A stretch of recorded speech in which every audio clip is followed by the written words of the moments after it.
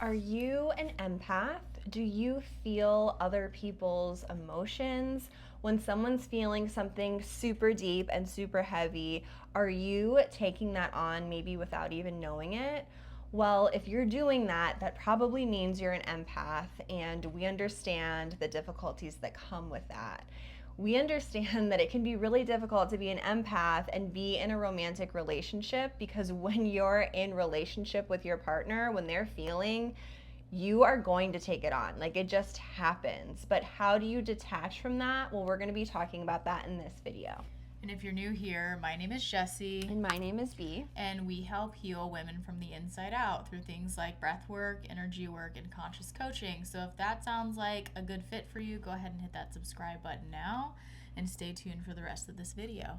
Okay, just real talk here. We're going to be real, authentic, but one kind of relationship challenge that B and I have gone through is if I'm having some sort of big emotion, like I'm frustrated, I'm angry, not necessarily with her, but at a different situation, it has been a challenge for her to maintain her own emotions and like not take on what I'm feeling and not help me out here. I feel like I take on Jesse's emotions, and like there's a part of me that knows that I shouldn't do this and I don't want to. So then I might even have a part that tries to like placate it or like shut it down. Right. Because I'm uncomfortable and ultimately I'm overwhelmed. Right. And it's like, I'll just be real. Like recently, we had like the best week together. We're like totally in sync. We're just vibing. We did our no TV cleanse. We've been spending a ton of quality time together. And then I had something come up where I was triggered and I had big emotions about it, right? And I think something that was super helpful was her just holding that space for me, allowing me to have those emotions, not trying to rush me through them, not trying to push me to the other side, like let's get back to like happy times. No, like allowing me to talk it out, feel it, but like not take it on as her own where she has to be frustrated with herself or whatever, take on like my heavy emotions, just allowing me to sit with it because there are days, guys, that you're gonna be triggered, things are gonna come up, and it's so important to sit with those feelings and feel them and really like go deeper, which is what I did. And now I'm on the other side of it and I feel so much better. I feel more clear. A lot of clarity came through, and hindsight's 2020. Yeah, but if you're watching this, like you're an empath, so it can be really difficult to just like sometimes allow your partner to like have that process or have that experience. So like how many of you, when your partner or someone in your life is having a really deep, heavy emotion, usually like something that's uncomfortable, and you're feeling it and you're feeling like that discomfort, and it's really hard for you to hold. And what is it that you do? Like, we'd love to know in the comments. Like, I typically like I'm an Aquarius sun. So like with that comes like sometimes some toxic positivity, and like I'll be like, okay, babe, like let's just shake it out, shake your body, like trying to get her to like do certain things because of like my own discomfort of it. And like that's not fair to her. Like she needs to feel her emotions and she knows what's best for her. So like there's a fine line with that one. Like obviously you want to help your person out. You don't want them to feel bad, but like at the same time they need to feel their feelings. The other thing that I will do, which I'm sure a lot of you can relate with, is like you take on the feelings. You take on like the heaviness of the situation. And that also is doing your partner a disservice because it's their emotion, their experience to go through. If you're taking that from them or taking that on with them, that's, I don't know. That's not like, I don't want to say it's not right, but it's just not.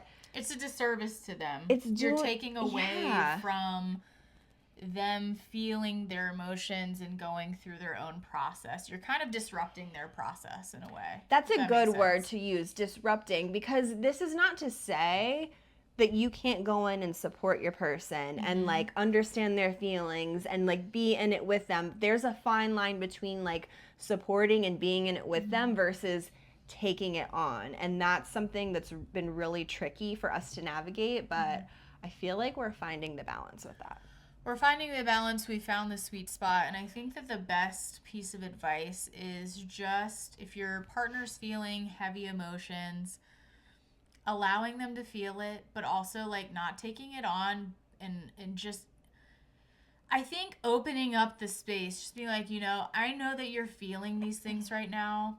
It's temporary. It's going to pass. Like, but I'm here if you want to talk about it, not putting pressure on the situation for them to move through it, but just being a sounding board basically and allowing them to process as much as they need. Obviously, this is also like a fine line. Like, you don't, if they're wallowing in something for days on end, like that's not healthy. So like, what should someone do in that situation if they find themselves in a situation like that? Like, the partner can't get past something, they're wallowing and their emotions are basically like, and they're getting lost in it. They're getting totally lost in their emotions, and like, it's totally disrupting like their daily life. Yeah. That's definitely like when you go to your therapist, your coach, like whoever that is, like that's when you like call and have like maybe an emergency session or something like that. Or you have an honest conversation with your partner. Honey, I'm noticing this. It's making me feel this. How are we going to work as a team to like get through this? Because even when Jess was going through her heavy emotions, I was honest and said, yeah, like I don't love seeing you like this. It sucks. It's not even just, that it makes me uncomfortable. It's like, I don't want you to be in this. And especially, I mean, it's necessary for a certain amount of time, but if your partner's getting lost in it, yes, it's still theirs to walk through, but that's when you can maybe offer some more support and asking them what it is that they need. Something that you can do if you're an empath and your partner's having big emotions and it's like been really difficult for you to like separate, this is something that I have done and it's helped, is that like I literally envision in my mind like Jess like in like a bubble with her and her stuff, like all of her emotions, like it's all contained within her field. Then I sort of like imagine, like in my mind, I draw a line between her and then I have my stuff in my field. And it looks like, okay, this is B's stuff. And doing that for whatever reason has been so helpful. Also saying in my mind, like, I'm not taking this on. I'm not taking this on. Like, this belongs to her. Like, remind yourself, like, oh, I don't have to take this on. Like, it's hers to feel. In that way, we're detaching from it. And it's not that you don't care about your partner's feelings or you're just like, whatever, it's yours to deal with.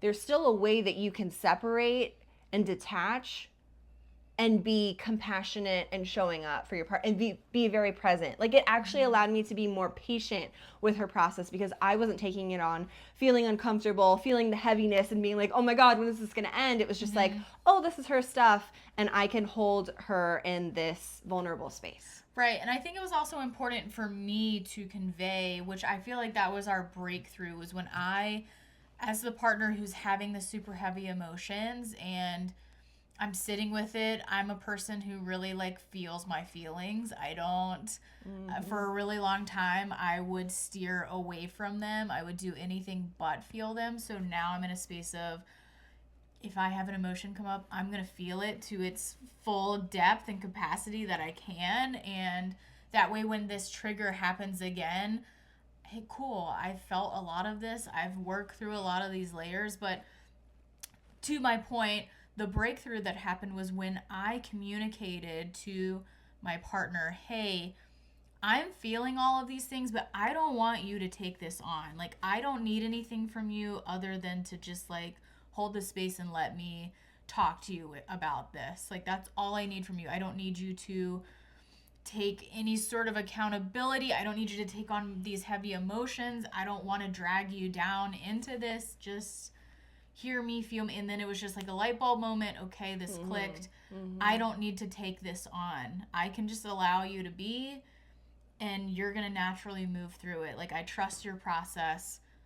And boom, we got to the other side of it. Right. So if you are someone who's an empath and your partner maybe is struggling to understand like your process, send this video to them because this is really important. The partner of the empath can communicate, oh, this is what I need from you in this conversation. I don't need you to take on these emotions. I don't need you to feel guilty, blame, responsibility for what I'm feeling. I just need you to hold this space, X, Y, and Z, whatever. I just need a hug. And then that kind of, for me as an empath, and so is Jess, but it allowed me to mentally and emotionally like unload and be like, oh, and like I just felt like so much like lift off of me and my field. So that can be helpful too. So if you like this video, share it with a fellow empath, comment below if you are an empath, and make sure that you subscribe to our channel for many, many more videos to come.